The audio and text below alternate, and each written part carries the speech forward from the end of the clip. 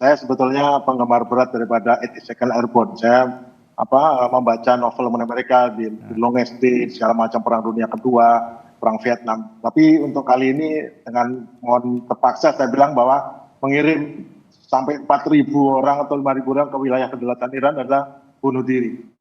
Perang Iran melawan Amerika Serikat dan Israel diperkirakan masih akan panjang. Bahkan Pentagon diperkirakan akan mengirimkan pasukan darat, di mana mereka berencana menempatkan ribuan pasukan elit lintas udara ke-82. Apakah ini akan makin mengarah pada perang darat? Kami akan membahasnya bersama pengamat militer Anton Ali Abbas dan juga pakar strategi Pusat Pengkajian dan Penerapan Angkatan Udara alumni US Air Force College bersama TNI Purnawirawan Agung Sasongko Jati. Selamat sore Bapak-Bapak, semoga sehat selalu. Selamat sore Mas. Ya, saya ke Pak Agung dulu. Pak Agung, kita mengetahui bahwa rekam jejak dari Divisi Lintas Udara ke-82 atau 82nd Airborne ini cukup panjang dari Perang Dunia Kedua, Perang Teluk 91 dan juga di Afghanistan. Seperti apa sebenarnya Donald Trump ini mengerahkan 1.500 atau up to 1.500 pasukan airborne ini atau para troopers ini ke Iran? Waduh, saya sebetulnya penggemar berat daripada 82nd Airborne. Saya membaca novel mengenai mereka di Longest Day, segala macam Perang Dunia Kedua, Perang Vietnam. Tapi untuk kali ini dengan mohon terpaksa saya bilang bahwa mengirim sampai 4.000 orang atau 5.000 orang ke wilayah kedaulatan Iran adalah bunuh diri. Karena yang saya lihat adalah pasukan lintas udara ini adalah infanteri ringan yang bila tidak didukung artileri berat atau kavaleri di medan Iran yang bergunung, mereka akan sasaran empuk bagi artileri, divisi lapis baja dan unit paramiliter yang sangat menguasai medan.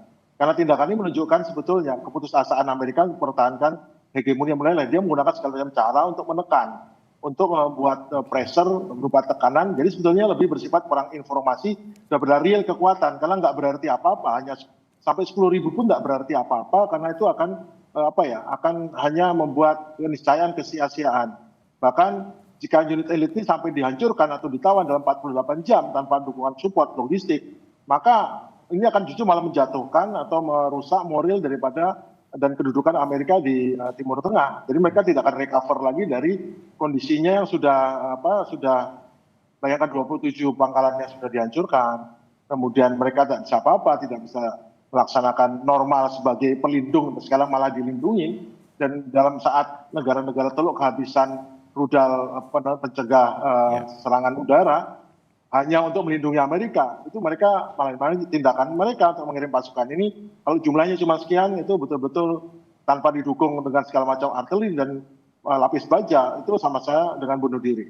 Tapi sebelumnya sudah ada pengiriman pasukan sekitar 2.000 marinir dan juga kemudian ini adalah sebuah divisi lintas udara yang memiliki rapid response atau rapid insertion atau serangan pasukan cepat. Ini seperti apa? Apakah juga selain menekan tadi yang Anda bilang, ini juga akan menyasar ke Pulau Kark ataupun juga untuk membuka Selat Hormuz? Yang namanya pasukan itu kan pasti besar ya, banyak dan itu dukungan logistik. Selama mereka tidak bisa dilindungi secara baik dari serangan rudal balistik atau rudal jelajah atau drone, itu sama saja dengan kasihan mereka. Tidak ada tempat di Timur Tengah yang aman dari serangan rudal. Yang di Israel saja tidak aman. Bagi mereka itu yang pertama. Terus yang kedua, kalaupun mereka harus berhadapan juga dengan pasukan Iran dengan senjata yang sama, kekuatannya dengan sama, ininya mereka bertahan apa? Karena pasti mereka kan andalnya dukungannya pesawat terbang A-10 Thunderbolt, kemudian dukungan helikopter serbu Apache atau helikopter serbu lain yang hebat-hebat itu, dan juga rudal drone yang bersenjata. Tapi semuanya itu sekarang menjadi praktis lumpuh dengan bertemu dengan drone 528-nya Iran yang sangat canggih. Bayangin, rudal air to air tapi loitering, itu di dunia nggak ada, yang punya cuma Iran doang. Dan kemarin terasa berhasil membuat satu F-35 turun, apalagi kalau pesawat yang lain. Jadi praktis sebetulnya untuk air power ketinggian rendah itu mereka tidak ada jaminan bahwa Amerika bisa sanggup untuk mensupport pasukan darat ini. Ya, saya ke Mas Anton. Mas Anton, kita menyatakan bahwa dari juru bicara Gedung Putih menyatakan bahwa ini merupakan salah satu leverage agar sebuah pressure bagi Iran untuk menerima ceasefire ataupun juga membuka pintu negosiasi. Menurut Anda seperti apa sebenarnya dari Amerika Serikat sendiri untuk membuka pintu negosiasi ini? Ya, sebenarnya satu, Mas. Yang pertama adalah strategi seperti ini sebenarnya adalah hal yang lumrah ketika apalagi menjalang ataupun ingin membangun yang namanya proses negosiasi. Karena ini memang satu adalah untuk leverage, itu satu. Kedua, Trump kalau misalnya kita lihat ini seakan-akan ada ambigu ya.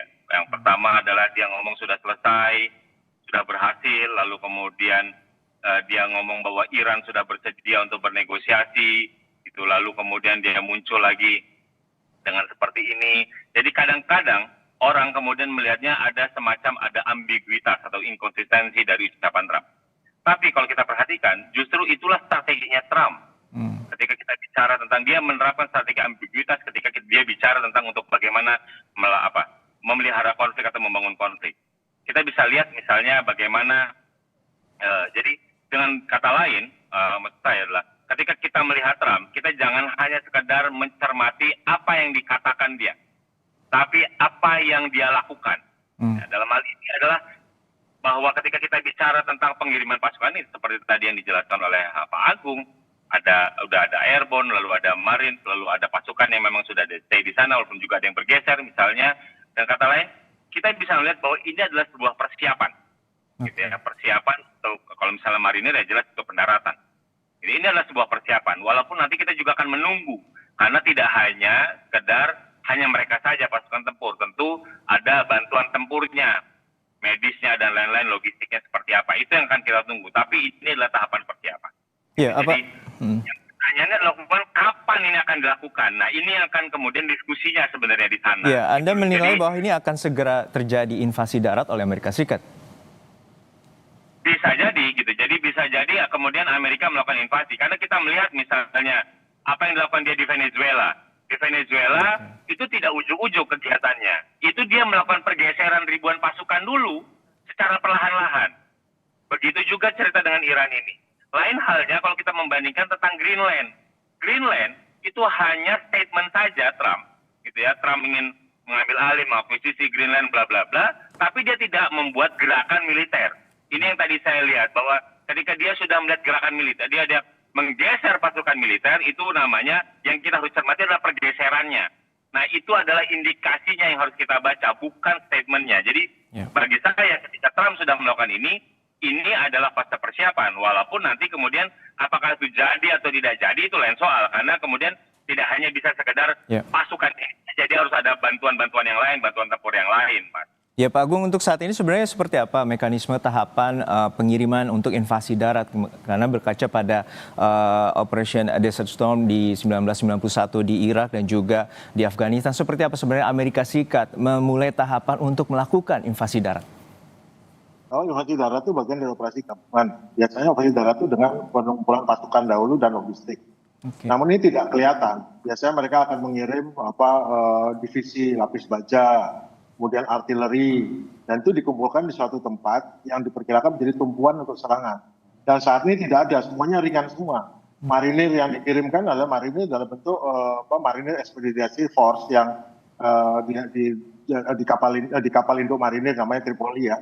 Kemudian ini juga hanya satu batalion ataupun belum satu divisi dikirim. Itu adalah merupakan tim yang sangat awal yang belum merupakan tanda-tanda akan melaksanakan invasi, karena invasi itu harus 300, 400, 500 ribu orang dengan perlengkapan yang lengkap. Itu namanya invasi. Baru cukup ampuh untuk menakuti pihak lawan untuk kamu lanjut bangga, ayo berunding. Kalau cuman angkanya masih ribuan, puluhan ribu, itu masih belum cukup untuk membuat menjadi leverage atau daya tawarnya.